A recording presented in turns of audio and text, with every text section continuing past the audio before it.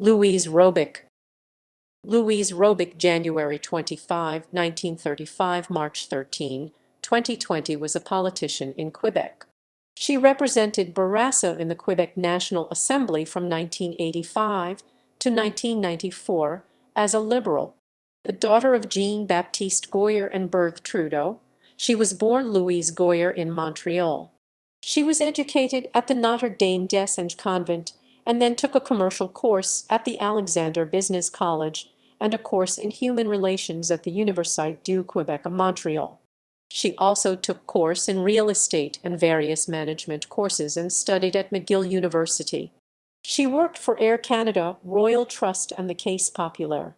Robic was an organizer for the No campaign during the 1980 Quebec referendum and helped organize the Yvette gathering at the Montreal Forum.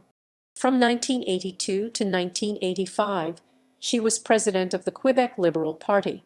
She was elected to the Quebec Assembly in 1985 and was re-elected in 1989. She served in the Quebec cabinet as Minister of Cultural Communities and Immigration. She was minister responsible for health and social services and minister responsible for financial institutions. She resigned her seat in the Assembly in April 1994.